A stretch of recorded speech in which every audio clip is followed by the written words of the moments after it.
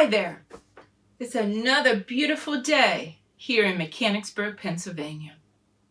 In this video, we are going to look at where in the world was global awakening in 2017. Guess how many different trips Global went on that year? 13. And they visited 8 different countries.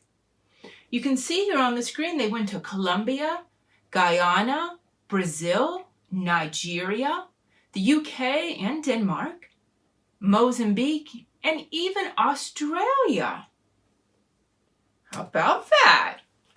You know, in that year, there was 644 team members.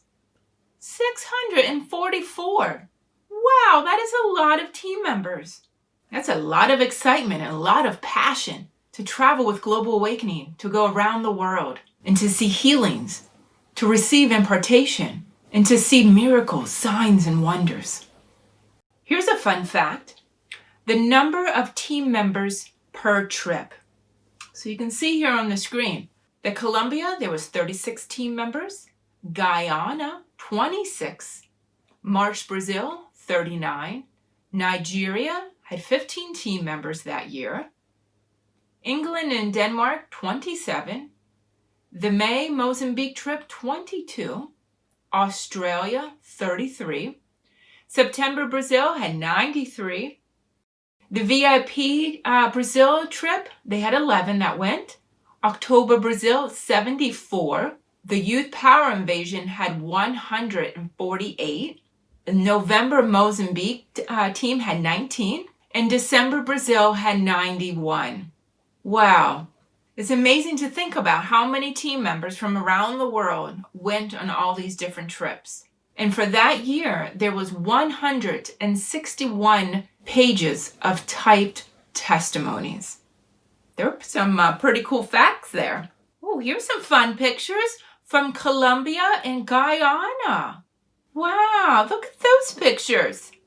Did you go to Colombia or Guyana in 2017 with Global Awakening? How about UK and Denmark? Ooh, these are fun pictures. At this time, we're going to reflect on some testimonies. How about it, Kyle? Do you have a few testimonies to share? Well, Shelley, I do have a few testimonies that I'd like to share. On our 2017 trip to Ghana, a woman came forward with stomach pain that had been there for a few months. She also mentioned that she had been struggling with an addiction. So the team members began to pray for her stomach, but one of them sensed that what she really wanted was freedom from her addiction. So they prayed for strongholds to be broken and for her mind to be renewed. The woman began to tremble and sway. The team continued to pray for inner hurts to be healed and for the desire to turn to God in her times of need. They prayed for joy, peace, and for her to be able to see her true identity. The woman began to cry and cry. They prayed for about 10 more minutes and cast off any evil spirits that they felt were revealed. After this, she was so open to receiving God. She felt His love in a tangible way, and her countenance was completely different from when she first came up for prayer. She was now hopeful. She smiled and laughed. As for the stomach pain, she reported that it was completely gone. The team believed that she was delivered in that moment from strongholds in her life. On our England and Denmark trip, a woman came up for prayer for her left eye. She had a medical condition for several months and was going to need surgery to unblock her sinuses. Team members believed that the root of this issue was actually that she couldn't find self-expression. So they prayed for emotional healing, following the Holy Spirit's lead. After praying for the emotional issues, she started to feel her sinuses open up and her tear ducts begin to work again. She was completely overjoyed, having been emotionally and physically healed. On our Brazil trip, a young girl came up for prayer who was about 18 years old. She had stomach pain and problems with vomiting, and the team member did not have an interpreter. So they began to pray for her in Portuguese, using some of the phrases the team had been given. The team member invited the Holy Spirit to come, told the pain to go, and commanded her body to be completely healed.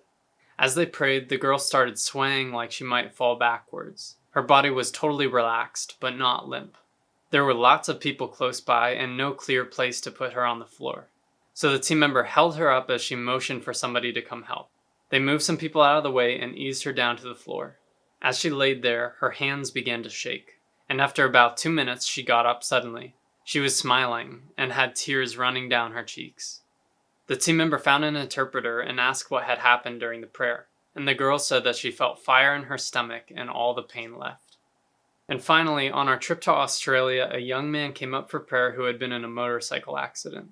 2 nerves had been severed on the back of his right knee, and he had no feeling in his calf from the back of his knee down to his ankle. After the team member prayed, he started to regain feeling below his knee. So the team member blessed what God was doing, and he regained even more feeling. One last time, the team member blessed what God was doing and prayed for the completion of the healing, and he regained all feeling from his knee down to his ankle. The team member didn't know which one of them was more excited. Weren't those just some awesome testimonies? It is so amazing to hear how God has touched people on our trips. And if you haven't been on a trip with us, I totally encourage you to. You will see things that you've never seen before, and most likely, your life will never be the same. If you went on a trip in 2017, I encourage you to comment below.